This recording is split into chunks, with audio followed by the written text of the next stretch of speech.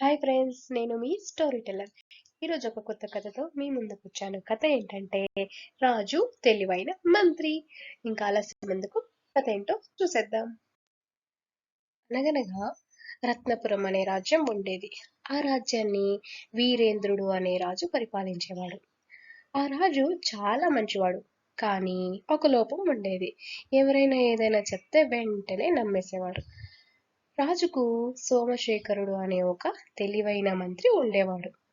ఆయన ఎప్పుడూ ఏ నిర్ణయం తీసుకునే ముందైనా ఒకసారి నిజం తెలుసుకోవాలి మహారాజా అని చెప్పేవాడు. ఒకరోజు ఒక వ్యాపారి రాజసభకు వచ్చాడు. అతను, మహారాజా, నా దగ్గర ప్రపంచంలోనే అరుదైన మాయాముత్యం ఉంది. దాన్ని కొంటే మీ రాజ్యం ఎప్పటికీ ధనవంతంగా ఉంటుంది అని అన్నాడు. అతని చేతిలో ఉన్న ముత్యం నిజంగానే మెరిసిపోతోంది.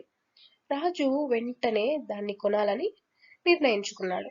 కానీ మంత్రి, మహారాజా, తొందరపడకండి, ముందు ఈ ముత్యాన్ని పరీక్షిద్దాం అని అన్నాడు. వ్యాపారికి అది నచ్చలేదు. నా మీద నమ్మకం లేదా అని అడిగాడు. మంత్రి నవ్వుతూ, నమ్మకం ఉండాలి, కానీ నిజం కూడా తెలుసుకోవాలి అని అన్నాడు.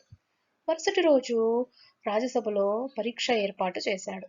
మంత్రి ఒకేలా కనిపించే 5 ముత్యాలను తెప్పించాడు.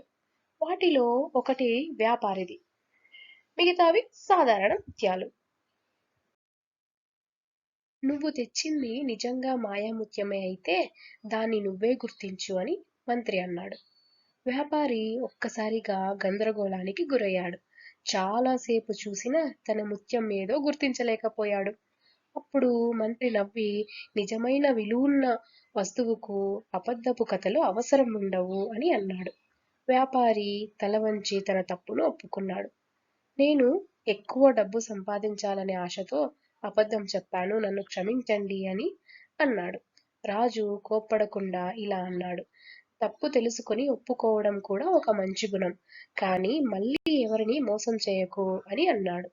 వ్యాపారి రాజుకు నమస్కరించి, ఇకపై నిజాయితీగా ఉంటాను, నిజాయితీగా వ్యాపారం చేస్తాను అని మాట ఇచ్చాడు. రాజు తన మంత్రిని చూసి, ఈ రోజు నాకు ఒక గొప్ప పాఠం నేర్పావు. ఇకపై ఎలాంటి నిర్ణయం తీసుకున్నా ముందు నిజాన్ని తెలుసుకుంటాను అని అన్నాడు. మంత్రి చిరునవ్వుతో తల ఊపాడు. ఆ రోజు నుంచి రత్నపురం రాజ్యంలో ఎవరూ అబద్ధాలతో ప్రజలను మోసం చేయలేకపోయారు. రాజు, మంత్రి ఇద్దరూ కలిసి న్యాయంగా పాలించడంతో ఆ రాజ్యం మరింత అభివృద్ధి చెందింది. ఇందులో నీతి, తెలివైన సలహా వేల తప్పులను నివారిస్తుంది. ఏ విషయాన్నైనా నమ్మే ముందు నిజాన్ని పరీక్షించడం కూడా మంచిది.